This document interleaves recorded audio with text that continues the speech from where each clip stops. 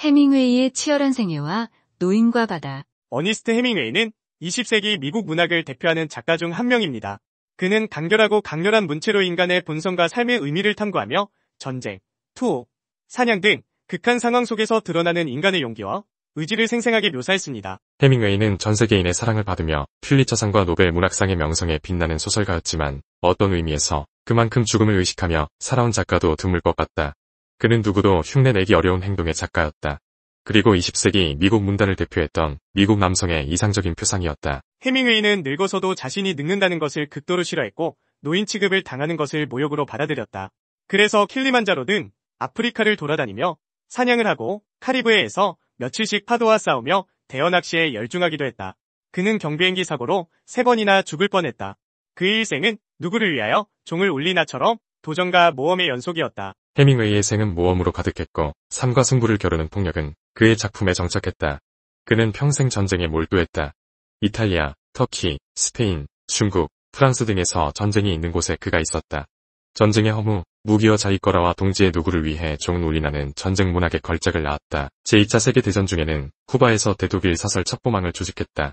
여러 차례 영국 공군과 비행 임무를 수행했고 노르망디 상륙작전에도 참여했다. 20세 때 자원에서 첫 참전한 이탈리아 전선에서는 함께 있었던 병사들 중 혼자만 살아남았는데 그때 그의 다리에는 237개의 파편이 박혔다. 10여 차례의 수술을 받고도 그중 몇 개는 죽을 때까지 몸속에 넣고 다녀야 했다. 파리 특파원으로 주재할 때는 독일군이 설치해놓은 대전차용 방어벽과 충돌하는 사고로 머리와 간에 손상을 입었고 성기능 장애를 겪기도 했다. 이외에도 그는 아프리카의 수렵 여행 중 참혹한 사고를 여러 번 경험했다. 아내 메리와 함께 경비행기를 타고 우간다의 장엄한 머치슨 폭포 위를 날고 있을 때 갑자기 날아드는 새떼를 피하려다가 비행기가 전선을 치며 근처 덤불 속으로 추락하는 사고가 일어났다. 그가 탔던 비행기의 잔해가 발견되자 신문은 어니스트 해밍웨이가 죽었다고 발표할 정도의 큰 사고였다. 16이 사고로 메리는 갈비뼈 2대가 부러지고 해밍웨이는 어깨 축지를 다쳤다. 다음날 해밍웨이 부부를 병원으로 옮기기 위해 다시 비행기 한 대가 날아왔다. 그러나 이륙한 지 딱 1분 후 연료 탱크가 폭발하여 비행기는 화염에 휩싸였다. 해밍웨이는 머리로 문을 들이받아 겨우 탈출할 수 있었다. 그러나 깨진 두개골에서는 뇌수가 흐르고 척추는 으스러졌다. 머리, 간, 비장, 신장에 심한 손상을 입었다. 야성적 기질을 타고난 이 행동주의 작가 파파는 대서양에서 거대한 녹색지를 낚았고 아프리카에서 수렵 여행을 즐기고 투우를 보기 위해 스페인의 팜플로나 투우 경기장을 수없이 찾았다. 목숨이 걸린 격렬한 죽음의 현장만을 그는 찾아다녔다. 낚시와 권투에도 심취했다. 우리의 시대, 해는 또 다시 떠오른다. 무기여 잘 있거라. 누구를 위하여 종은 울리나 등을 통하여 피츠제랄드와 함께 길 잃은 세대의 대표 주자가 된 해밍웨이의 문학적 영감의 근원은 자신이 몸소 체험한 죽음과 전쟁이었다. 극한적인 상황으로 몰아넣는 폭력은 그에게 죽음이라는 주제를 부각시키기 위한 하나의 장치였다. 뛰어난 기자이기도 했던 해밍웨이의 궁극적인 관심은 폭력이 아니라 죽음의 문제였던 셈이다. 나는 잠을 자고 싶지 않았다. 왜냐하면 혹시라도 내가 어둠 속에서 눈을 감고 잠들게 되면 내 영혼이 육체를 빠져나갈 것 같은 생각이 엄습해서였다. 그는 방 안에 불을 켜놓거나 술을 마셔야만 잠을 이룰 수 있었다. 61세 되던 해 1960년 11월 해밍웨이는 우울증과 편집증 때문에 전기 충격 치료를 15회 정도 받았다. 그러던 어느 날 치료가 몇 달 동안의 기억을 한 번에 싹 앗아가버려 더 이상 글을 쓸 수 없게 되었다. 가혹한 절망이었다. 다 망가진 몸으로 이제 무엇을 해야 할지 그는 잘 알고 있었다. 그는 무자비하게 자신을 끝냈다. 마침내 1961년 7월 2일에 이른 아침 미국 아이다호주 해밍웨이의 자택에서 난데없는 총성이 울렸다. 세기의 문호 어니스트 해밍웨이가 입속에 총구를 집어넣고 방아쇠를 당긴 것이다.